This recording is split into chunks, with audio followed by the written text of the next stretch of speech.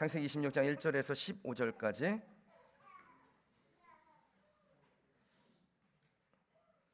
제가 봉독하겠습니다. 아브라함 때 첫 흉년이 들었더니 그 땅에 또 흉년이 들매 이삭이 그랄로 가서 블레셋 왕 아비멜렉에게 이르렀더니 여호와께서 이삭에게 나타나 이르시되 애굽으로 내려가지 말고 내가 내게 지시하는 땅에 거주하라. 이 땅에 거류하면 내가 너와 함께 있어 내게 복을 주고 내가 이 모든 땅을 너와 내 자손에게 주리라. 내가 내 아버지 아브라함에게 맹세한 것을 이루어 내 자손을 하늘의 별과 같이 번성하게 하며 이 모든 땅을 내 자손에게 주리니 내 자손으로 말미암아 천하 만민이 복을 받으리라. 이는 아브라함이 내 말을 순종하고 내 명령과 내 계명과 내 율례와 내 법도를 지켰음이라 하시니라. 이삭이 그랄에 거주하였더니 그곳 사람들이 그의 아내에 대하여 물으매 그가 말하기를 그는 내 누이라 하였으니 리브가는 보기에 아리따움으로 그곳 백성이 리브가로 말미암아 자기를 죽일까 하여 그는 내 아내라 하기를 두려워함이었더라. 이삭이 거기 오래 거주하였더니 이삭이 그 아내 리브가를 꾀하는 것을 블레셋 왕 아비멜렉이 창으로 내다본지라. 이에 아비멜렉이 이삭을 불러 이르되 그가 분명히 내 아내건을 어찌하여 내 누이라 하였느냐. 이삭이 그에게 대답하여 하되 내 생각에 그로 말미암아 내가 죽게 될까 두려워하였음이로라. 아비멜렉이 이르되 내가 어찌 우리에게 이렇게 행하였느냐. 백성 중 하나가 내 아내와 동침할 뻔하였도다. 내가 죄를 우리에게 입혔으리라. 아비멜렉이 이에 모든 백성에게 명하여 이르되 이 사람이나 그의 아내를 범하는 자는 죽이리라 하였더라.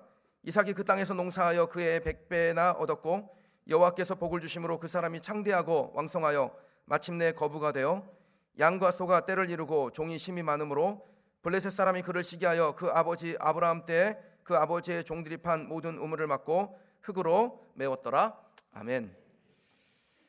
선택하신 다섯 번째 시간입니다. 하나님은 나의 백기사라는 제목으로 하나님의 말씀 증거하겠습니다.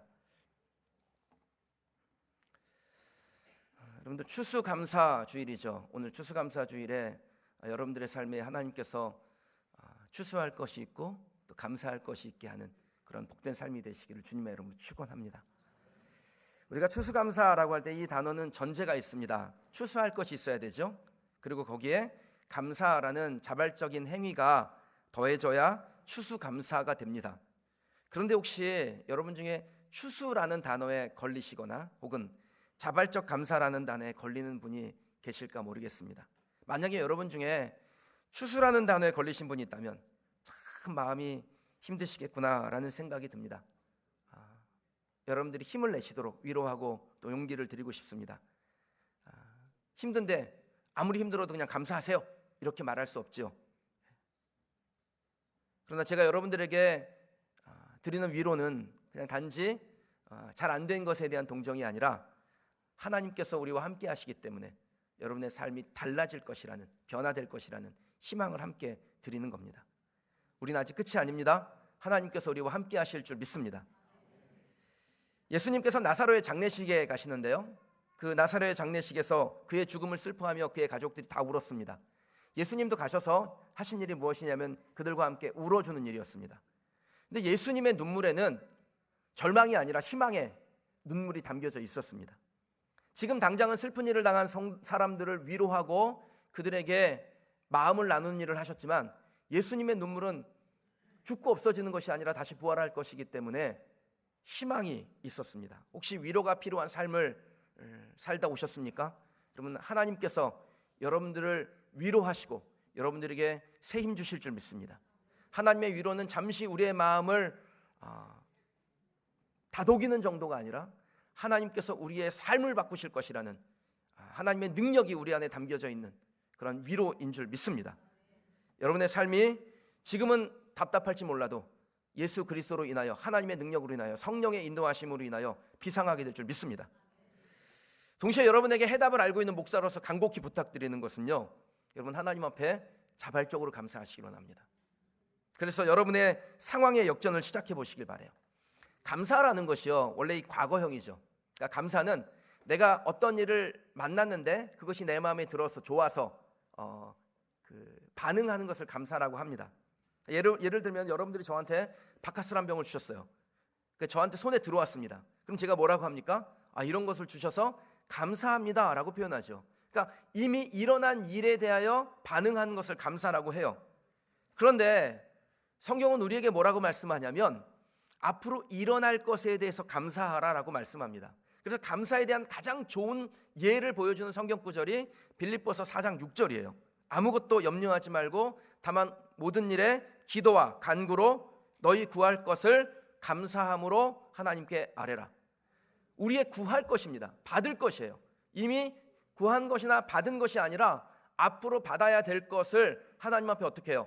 감사함으로 마치 받은 것처럼 구하라라는 것입니다. 미래에 일어날 일을 마치 지금 일어난 것처럼 그렇게 하나님 앞에 구할 때 그것이 하나님께 응답이 되고 역사가 되고 기적이 되는 줄 믿습니다. 오늘 우리 문용기 장로님이 기도를 하셨는데 제가 문용기 장로님에게 장로님 저에게 바카스 한 병 주셔서 감사해요 라고 했어요. 근데 성경은 또 뭐라고 말씀하시냐면 무엇이든지 기도하고 구한 것은 받은 줄로 믿으라 그대로 되리라. 이 두 말씀을 섞으면요, 제가 장로님에게 바카스 한 병 주셔서 감사합니다 라고 했다라는 것은 뭐예요? 예배가 끝나면 내 책상 위에 바카스 한 병이 놓여 있는 것을 말해요. 그러면 하나님 앞에 그렇게 기도하시라는 거예요. 하나님 앞에 여러분들이 감사함으로 구한 것은 이미 받은 것이니까 그것을 받은 것처럼 행동하시라는 겁니다. 받은 것에 대해서 감사하는 것 넘어서서 구할 것에 대해서, 받을 것에 대해서 감사하는 저와 여러분이 되시길 주님의 이름으로 축원합니다. 여러분에게 두 가지의 것이 있어야 되는데요, 첫 번째는 추수할 것이 없어도 하나님이 나를 도우신다, 나는 반드시 추수하게 될 것이다 라는 것을 기대하는 것입니다. 두 번째는요, 우리가 자발적으로 하나님 앞에 감사하게 될 때 우리는 그 감사한 대로 받게 될 것이라는 것을 믿는 것입니다. 여러분, 이 믿음으로 오늘 말씀 가운데 집중하시길 축원합니다. 여러분들 그 백기사라는 말을 들어보셨죠? 이 백기사라는 것이 사전적으로 어려운 순간에 빠진 사람을 돕고자 자신의 힘을 발휘하는 사람이나 세력을 말합니다. 저는 여러분들에게 백기사가 존재하기를 소망합니다. 배우자가 백기사가 되시고 또 여러분의 부모님이 여러분에게 백기사가 되시고 또 여러분이 부모님에게 백기사의 역할을 하는 우리 성도들이 되시길 주님의 이름으로 축복합니다. 가끔 아내가 조금 어려운 일이 있을 때 걱정스러운 이야기를 할 때가 있어요. 그럼 제가 꼭 이렇게 얘기를 해줍니다. 걱정하지 마, 오빠가 다 알아서 해줄게. 그럼 알아서 해주든 안 해주든 간에 그 이야기를 들을 때 마음의 안정과 평화를 누리죠. 우리 아이들이요, 어려운 이야기를 할 때마다, 힘든 이야기를 할 때마다 걱정하지 마, 아빠가 다 알아서 해줄게. 아빠가 누구야? 그래서 우리 애들은 아빠가 대단한 능력을 가지고 있는 줄 알아요. 그럼 백기사가 있다는 것과 그냥 홀로 어려운 일을 헤치고 지나가야 된다는 것과는 엄청난 차이가 있는 겁니다. 제가 이번 주에 그 마이클 조라는 그 선교사님의 간증을 좀 들었는데요, 이분이 진짜 가난하고 그리고 무지한 부모 밑에서 자랐습니다. 희망이랑은 솜털만큼도 없는 그런 집에 자란 사람이었습니다. 근데 이 선교사님의 어머니가 이 선교사님의 백기사예요. 해줄 게 없으니까 날마다 3시간씩 그 마당에서 바람을 맞아가며 비를 맞아가며 기도하는 거예요. 그래서 얼마나 그 마당 앞에 있는 잔디밭에 기도를 했는지 어머니의 무릎이 꿀려지는 그 자리는 아예 반질반질 달아가지고 잔디가 자라질 않는 그런 기도를 하나님 앞에 드리는 어머니였습니다. 근데 제대로 배우질 못했잖아요. 초등학교도 가본 적이 없는 분이에요. 글자도 잘 몰라요. 그런데 교회 가서 예수님 만나고 은혜 받고 하나님이 도우신다라는 거 그거 하나 딱 붙들고 이 아들을 위해서 기도하는데 진짜 무식하게 기도를 해요. 이렇게 기도해요. 이 쌍놈의 마귀 새끼야, 우리 아들 곁에 을정대지는 마라. 대가박을 쪼개가지고 껍데기를 홀랑 벗겨버릴란게. 이 개놈의 마귀 새끼야. 이렇게 기도를 하시는 거예요. 얼마나 무식한 기도입니까? 여러분, 그런데요, 이렇게 하나님 앞에 아들을 위하여 기도하는데 마귀가 겁이 나가지고 달려들질 못해요. 성령께서 역사하셔가지고 이 아들이 24살에 군대 가서 예수님을 만나게 됩니다. 예수님이 환상 가운데 나타나셔가지고요, 철철 피를 흘리면서 그 십자가에 매달리는데 그것을 목격하는 거예요. 그래서 그 십자가에 매달리신 주님을 보면서 주님, 나 때문에 십자가에 매달리지 마세요. 나 때문에 죽지 마세요. 그냥 밤새도록 그 환상을 보고 울고 울다가 예수님을 인격적으로 경험하게 돼요. 그런데 예수님을 인격적으로 경험하는 것으로 끝이 아니라 예수님께서 꿈속에 나타나셔가지고요, 영어를 가르치셨어요. 그래, 영어를 얼마나 잘하는지. 저는 처음에 마이클 조라 그래가지고 그 교포인 줄 알았어요. 그랬더니 우리 새가족 팀장 하신 백진 집사님하고 똑같아요. 충남 서산 토박이더라고요. 이분이 하나님으로부터 비전을 받고 다음 세대를 깨우는 사역을 하고 다음 세대들을 예수님과 똑같이 복제한다고 예수 복제소 운동을 하는데, 예수 복음 제자 소명, 전 세계를 돌아다니면서 다음 세대를 깨우는 사역을 합니다. 제가 너무 감동이 돼가지고 연락을 했어요. 그래서 저하고 카톡을 좀 주고받았는데, 지금 브라질에 가서 사역을 하면서 그 사역하는 이야기들을 저한테 막 보내오더라고요. 그래서 선교사님, 나한테만 얘기하지 마시고 우리 교인들, 우리 다음 세대들을 제가 모을 테니까 오셔서 꼭 하나님께 받은 은혜 나누십시다. 그래서 내년 5월 10일에 우리 교회에 와서 여러분과 우리 자녀들에게 하나님께서 어떤 일을 행하셨는지를 간증하게 될 거예요. 아멘을 하시려면 확실하게 한꺼번에 하시든가. 그럼 이야기를 듣고 우리 어머니는 도대체 뭐 하시는 거야? 우리 아버지는 나를 위해서 도대체 뭘 하신 거야? 그럼 이렇게 생각한다면 포인트를 잘못 잡으신 거죠. 여러분의 부모님이 그러지 못하셨습니까? 그럼 여러분이 여러분의 자녀들에게 그리하십시오. 여러분의 부모님을 위해서 여러분들이 기도하십시오. 여러분의 배우자가 여러분의 백기사가 아닌 것 같아요? 그럼 여러분이 배우자의 백기사가 되어 주십시오. 그래서 여러분의 삶에 하나님께서 백기사를 보내주시는 은혜, 그 백기사가 되어지는 은혜를 누리는 우리 성도들이 되시기를 주님의 이름으로 축원합니다. 더 나아가서 하나님이 여러분의 백기사가 되어주시길 축복합니다. 하나님이 어떤 사람에게 백기사가 되어주실까요? 여러분, 하나님의 언약 안에 머물러 있는 사람에게 하나님이 백기사가 되십니다.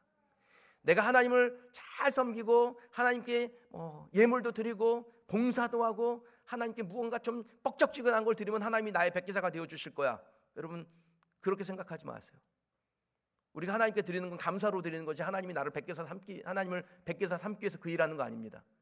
그냥 우리가 하나님의 언약 안에 머물러 있으면 하나님이 우리의 백기사가 되세요. 우리를 도우십니다. 세상에서의 백기사는요, 이윤이 남아야 합니다. 그러니까 나에게 무슨 유익이 있을 때 내가 도와준다고요. 근데 하나님은 정하신 그 언약 안에 있을 때 하나님도 그 안에 계셔서 우리를 도우시고 우리의 가는 길을 지켜주시고 인도하여 주십니다. 오늘 본문에 보면 흉년을 만난 이삭에게 하나님께서 오셔서 백기사가 되어주시죠. 도와주세요. 그래서 흉년 중에도 100배의 소출을 얻게 하시고, 자기 아내를 누이라고 속였다가 그 아비멜렉 왕에게 들통이 났는데 아비멜렉 왕이 자기를 속였다라고 안갚음하지 아니하고 도리어 이삭과 리브가에게 손을 대는 자는 내가 죽이리라 엄포를 놓게 합니다. 여러분, 그 모든 일들 가운데 누가 역사하세요? 하나님이 도와주시는 거예요. 내가 이해할 수 없는 일들을 경험할 때 하나님께서 나와 함께 하시고 나를 도와주신다는 것을 여러분들이 발견하셔야 됩니다. 만약에 하나님께서 우리의 백기사가 되신다면요, 그리고 우리가 하나님이 우리의 백기사가 되신다는 것을 우리가 믿는다면 저와 여러분들은 두려워할 것이 없는 삶을 살게 될 겁니다. 담대한 삶을 살게 될 줄 믿습니다. 좌로 가나 우로 가나 하나님께서 우리를 지켜주신다는 것을 발견하게 될 거예요. 사람들은 장소를 중요하게 여기죠. 어디 가면 복을 받는다. 여러분, 하나님은 어디 가면 복을 받는다라고 말씀하지 아니하시고 하나님이 함께하면 복을 받는다라고 말씀하세요. 저와 여러분들이 어디에 있든지 하나님이 우리의 곁에 계시면 여러분은 하나님의 그 크고 긍휼하심을 경험하게 되며 백기사 되신 하나님의 역사를 현장에서 체험하게 되는 성도가 될 줄 믿습니다. 진짜 중요한 것은 하나님을 어떻게 나의 백기사로 삼을 수 있을까? 바로 그것이죠. 어떻게 하나님을 나의 백기사로 삼을 수 있을까요? 첫 번째는요, 두려워하지 말고 언약 안으로 들어가십시오. 담대하게 언약 안으로 들어간 성도들이 되시길 주님의 이름으로 축원합니다. 1절 2절 말씀 같이 한번 읽어보실게요. 읽고 믿음으로 아멘합니다. 아브라함 때 첫 흉년이 들었더니 그 땅에 또 흉년이 들매 이삭이 그랄로 가서 블레셋 왕 아비멜렉에게 이르렀더니 여호와께서 이삭에게 나타나 이르시되 애굽으로 내려가지 말고 내가 내게 지시하는 땅에 거주하라. 아멘. 여러분, 성경이 자세히 묘사하고 있지 않지만 1절과 2절 그 사이에 숨겨져 있는 장면이 있습니다. 애굽으로 이주하는 수많은 행렬들이 그 안에 숨겨져 있어요. 이삭이 지금 그거 보고 있는 거예요. 흉년을 만나서 가뭄 들어서 살아보려고 애굽으로 이주하고 있는 수많은 사람들의 그 행렬을 보면서 이삭이 어떤 마음이 들었을까요? 야, 나도 저 사람들처럼 지금 애굽으로 가지 않으면은 굶어 죽게 되지 않을까? 우리 가족들이 더 이상 먹을 것이 없어서 굶게 되지 않을까? 이런 두려움이 있는 거죠. 여러분, 현실적으로 가나안 땅에 머무는 것은 매우 위험한 선택처럼 보입니다. 보통 이런 상황에서는요, 사람이요 매우 이성적이 되고 합리적이 돼요. 머릿속에 계산기가 딱 생겨가지고 팍팍 돌아갑니다. 이것을 우리가 자기 합리화라고 하죠. 객관적인 사실이나 원칙에 의거하지 아니하고 현실적인 불가피성 때문에 자기의 생각을 자의적으로 옳다라고, 좋은 생각이라고 합리적으로 판단하는 것, 이걸 자기 합리화라고 합니다. 근데 하나님이 이거 하지 말라는 거예요. 자기 합리화를 하기 시작하면 하나님의 말씀에 순종하지 않게 될 100가지의 이유가 생각나게 됩니다. 여러분, 이삭은 자기 합리화를 가지고 하나님의 언약에서 빠져나올 수 있었어요. 하나님이 지시하신 그 땅에 거주하지 않고 사람들이 선택한 그 애굽으로 자기도 갈 수 있었어요. 흉년의 규모가 얼마나 컸습니까? 아브라함 때에 있었던 첫 흉년과 같은 흉년이에요. 그 흉년이 어떤 흉년이에요? 아브라함으로 하여금 하나님이 지시하신 그 땅에 머물지 못하게 했어요. 아브라함은 그거 못 견디고 애굽으로 도망갔어요. 그 흉년이 또 이삭에게 찾아온 겁니다. 잘못하다가는 굶어 죽을 상황이에요.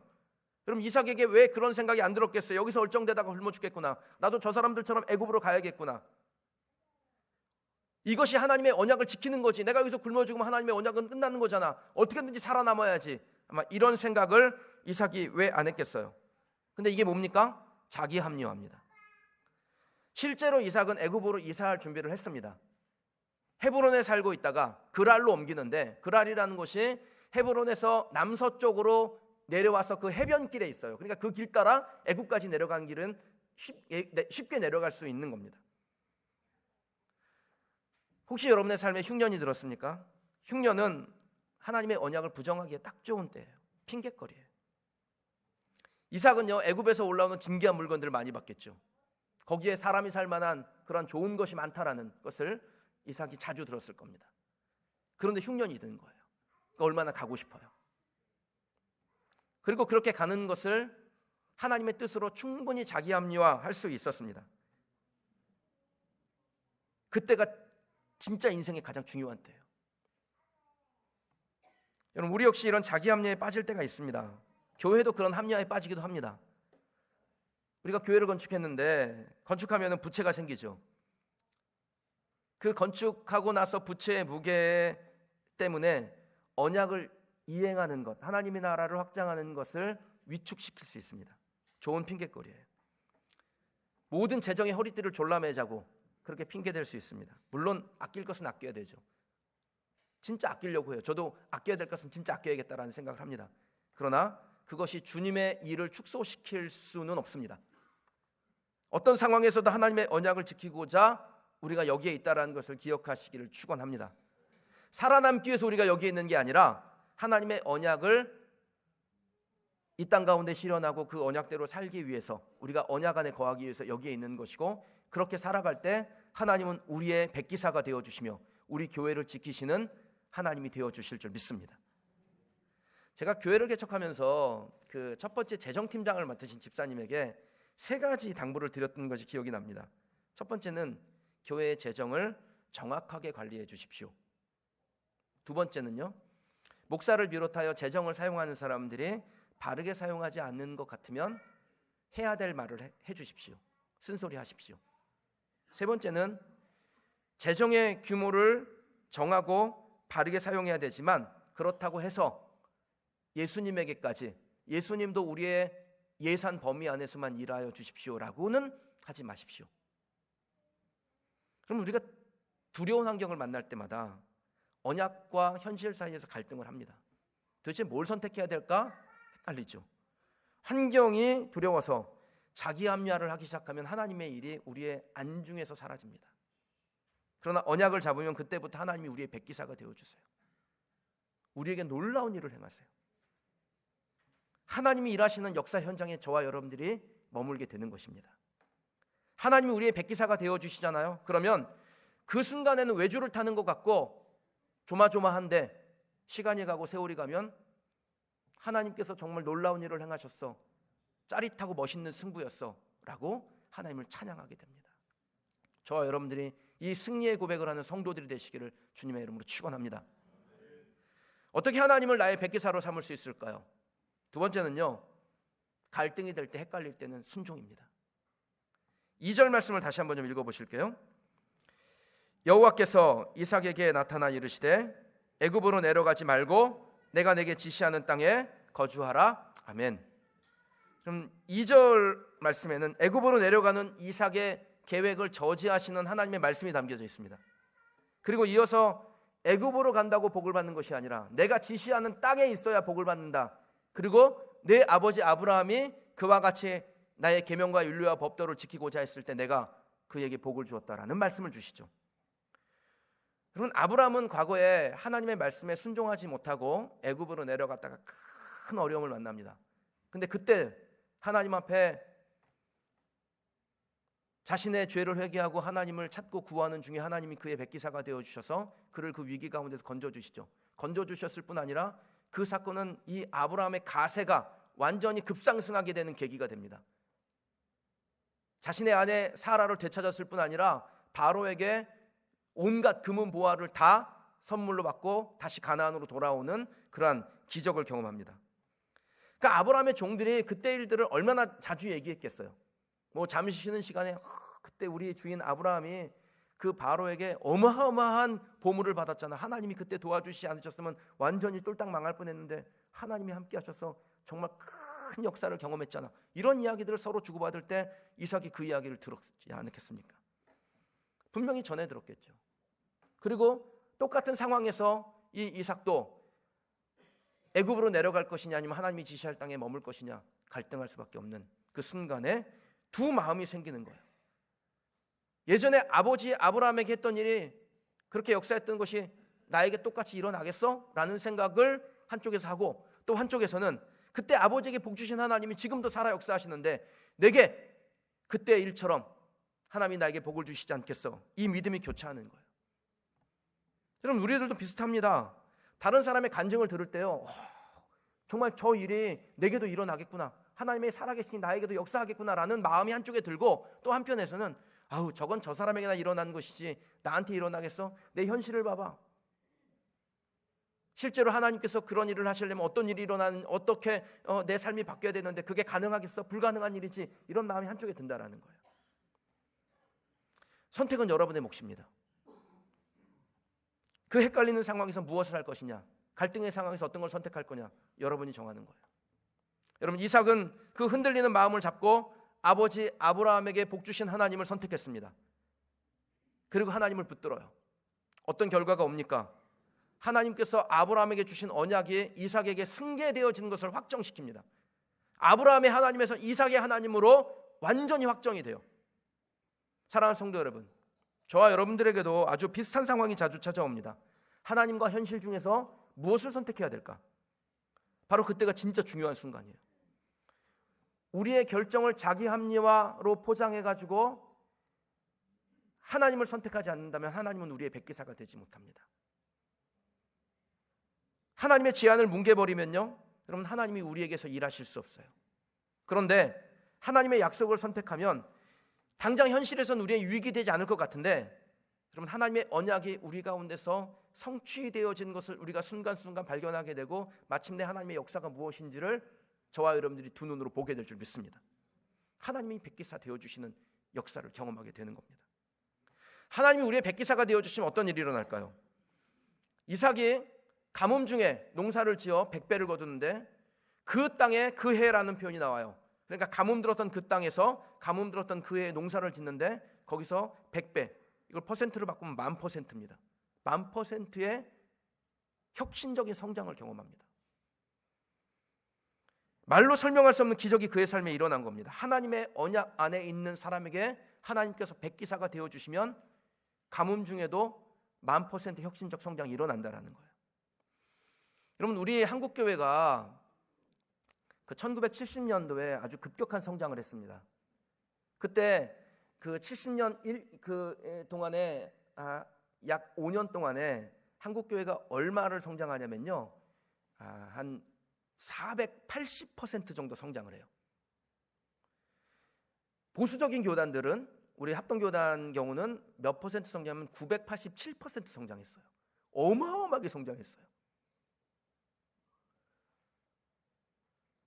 근데 그때는 어떤 시절이었냐면 천막 치고 십자가 걸면 교회는 된다라는 시절이었습니다. 근데 지금은 어떤가요? 그럼 지금은 진짜 가뭄 들었어요. 지금은 흉년 들었다고 말합니다. 그래서 교회도 개척하지 말래요. 그럼 이 가뭄 든 해, 흉년 든 이때에 하나님께서 우리 교회를 세우셨죠. 그리고 세워서 지난 5년 동안 우리 교회가 몇 퍼센트 성장했는지 제가 아침에 계산을 해봤더니 우리 교회가 540% 성장했어요. 저는 하나님이 우리 교회에 백기사 되어주시면 우리 교회 1000% 성장한다고 믿습니다. 그것이 하나님의 원리니까요. 하나님의 언약을 지키는 이들에게는 하나님께서 우리의 생각과 우리의 예측을 뛰어넘는 더 놀라운 일을 행하세요. 그게 하나님입니다. 에베소 3장 20절에 우리의 구하는 것이나 생각하는 것보다 모든 것에서 능히 넘치도록 채우실 이가 하나님이라고 그랬습니다. 저와 여러분들이 하나님이 백기사 되어주시면 하나님이 우리의 삶을 주장하시고 다스리시고 인도하셔서 우리의 삶에 1000% 혁신적 성장이 일어나는 겁니다. 그게 교회 안에서도 있고 여러분의 개인의 삶에서도 일어나게 될 줄 믿습니다. 성경에서 가장 혁신적인 성장을 다루고 있는 사건이 오병이어 사건입니다. 한 아이가 예수님에게로 가져온 오병이어 떡 5개와 물고기 2마리, 그것으로 남자만 5,000명, 장정만 5,000명이에요. 그러니까 아이들 여성까지 합치면은 2만 명 이상의 사람들이 그것을 먹고 12광주리가 남는 역사가 일어납니다. 이것보다 더 혁신적인 성장이 어디에 있어요? 그런데 이 기적의 시작인 한 이름 모를 아이가 예수님에게 떡 5개와 물고기 2마리를 가져올 때 이 아이의 기대 안에 내가 이것을 예수님께 드리면 예수님이 이것을 막 떼어서 5,000명 다 먹이시고 그리고 12광주리 남길 거야 라는 기대를 가지고 예수님께 가져왔을까요? 그렇지 않습니다. 이 아이는 말씀을 전하시고 사람들을 위해서 기도하시는 예수님을 사랑해서 예수님의 뭔가를 드릴 게 없을까? 내 마음을 드리고 싶은데 뭐라도 드려야겠다. 그래서 자기가 가지고 있던 그 도시락, 물고기 2개, 떡 5개, 주님을 사랑하는 마음으로 그것을 주께 드린 것입니다. 자, 그럼 이 아이에게는 자기 합리화를 하고 싶은 그런 욕망이 없었을까요? 보통 아이들은 어른들보다 훨씬 더 금방 배고픔을 느끼죠. 식탐이 강해요. 더 많이 먹고 싶어요. 그럼 이 아이도 거기에 있었던 어떤 어른들보다 더 많이 먹고 싶었을 겁니다. 자기의 도시락을 조용히 가져가서 구석에서 먹어도 그건 죄가 아니에요. 나는 어리니까 이 도시락 내가 먹어도 되겠지. 내 거잖아. 예수님께 아닌 것이잖아. 내가 이것을 먹어도 이거는 잘못된 게 아니야 라는 마음이 이 아이에게 왜 없었겠냐라는 거예요. 그런데 예수님을 사랑하는 마음으로 자기 합리화를 이기고 주님께 그것을 드립니다. 그럼 이 소년이 두 마음을 가지고 있었죠. 갈등했어요. 한쪽에서는 도시락을 먹고 싶다. 이것을 먹어도 죄 아니다. 이건 내 거다라는 생각을 가지고 있고, 또 한쪽에서는 주님이 이렇게 우리를 사랑하시는데 나도 주님을 사랑하고 싶다. 내가 주님께 뭔가를 드리고 싶다. 성령의 감동이 있어서 그 감동 때문에 주님께 그 도시락을 드리고 싶은 마음, 두 마음이 서로 교차했다라는 거예요. 그럼 이 아이가 갈등 중에 무엇을 선택합니까? 주님을 사랑하는 쪽을 선택했습니다. 그럼 엄청 헷갈렸을 때 이 아이는 그 갈등 중에도 예수님을 사랑하는 쪽을 선택을 해요. 그 순간 무엇이 일어납니까? 오병이어의 혁신적 성장, 기적이 일어납니다. 저는 저와 여러분들이 주님께 무엇을 우리가 드릴 때 갈등한다라고 생각해요. 그런데 그 갈등 가운데 우리의 선택이 예수님을 향한다면은 그럼 하나님께서 우리의 백기사가 되어주셔서 우리의 삶에 놀라운 변화가 일어나게 될 거라고 저는 믿습니다. 혹시 여러분 가운데 헷갈리는 일이 있으세요? 갈등이 되세요? 교회에서 봉사 좀 하라고 하는데 나는 시간도 없고 우리 집 아이가 이제 고3 되고 나 맞벌이도 해야 되는데 일하다 보면 몸도 피곤한데 봉사하면은 많이 지칠 거야, 힘들 거야, 이런 핑계 저런 핑계가 생각나죠. 연말이 돼서 제가 일꾼들을 세우고 또 신임 재직들 임명하려고 전화를 하면 가끔 이렇게 얘기하시는 분이 있어요. 목사님, 저는 아직 때가 아니에요. 저는 능력이 없어요. 저는 부족해요. 그럼 주님이 부르셨는데, 내가 쓰겠다고 부르셨는데, 주님이 우리의 그릇의 수준을 몰라서 우리를 부르셨을까요? 우리가 능력이 없다라는 것을 몰라서 우리를 부르십니까? 그렇지 않습니다. 우리를 잘 아세요. 그런데 그냥 부르시는 거예요. 그 부르심 앞에 갈등되지요. 아이는 고3 됐고 맞벌이 하고 있고 육신은 고나고 집안일도 많고 이것저것 챙겨야 될 일 많은데 주님이 부르시니까 갈등이 되죠. 그럼 그 갈등되는 순간에 주님의 부르심에 여러분의 선택을 두십시오. 그러면 하나님께서 우리의 백기사가 되어주세요. 교회에서 하는 사역에 나도 물질로 좀 섬기고 싶은 마음이 막 들지요. 그런데 한쪽 마음에 아파트 대출금도 갚아야 되고 또 아이들 학원이라도 하나 더 보내고 싶고 그랜저가 새로 나왔다는데 어렸을 때 너 나중에 성공하면 뭐 할래? 그랜저 사야지 이렇게 대답했었는데 그랜저도 사고 싶고 갈등되죠. 그럼 그 갈등 앞에서 하나님을 선택하는 사람, 하나님 백기사 되어주세요. 저는 그렇게 믿고 그렇게 살았고 실제로 그것을 경험했습니다. 여러분들도 그렇게 경험하셨고 그 경험이 여러분에게 확신이 되고 믿음이 되고 날마다 그 선택하는 우리 성도들 되시기를 주님의 이름으로 축원합니다. 만약에 여러분이 하나님을 선택해서 하나님이 여러분의 백기사가 되신다면 여러분 이 험난한 시대를 혼자 살지 않을 거예요. 이 시대를 살아가며 주님이 나와 함께 하시고 나를 도우신다는 것을 경험하게 될 줄 믿습니다. 하나님을 백기사 삼아 내가 비상할 것이냐 아니면 내 힘으로 열심히 나의 삶을 개척해서 나갈 것이냐 두 가지 중에 하나 선택하시는 거예요. 선택은 우리의 몫입니다. 그러나 결과는 다를 것입니다. 저라면 혼자 가지 않겠습니다. 하나님을 나의 백기사 삼아서 주님과 함께 동행하겠습니다. 그래서 오병이어를 그 기적을 일으켰던 그 아이처럼 삶의 혁신적인 성장을 만들어내는 하나님의 사람이 될 겁니다. 여러분들 그렇게 사시기를 주님의 이름으로 축원합니다. 갈등은 하세요. 갈등도 없으면 그게 사람입니까? 예수님이지. 갈등할 수 있습니다.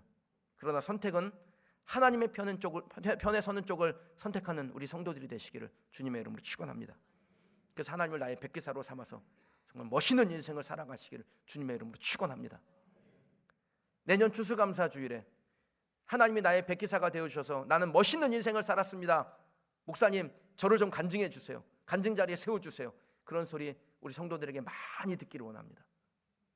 하나님께서 저와 여러분과 우리 교회와 그리고 우리 불어권 예배처소와 오늘 함께 오신 폴김 목사님 넘치는 교회 하나님께서 백기사 되어주셔서 영적 성장, 놀라운 혁신적 성장, 우리의 삶을 가장 풍요하고 윤택하게 하시는 하나님의 놀라운 기적을 경험하는 우리 성도들이 되시기를 주님의 이름으로 축원합니다.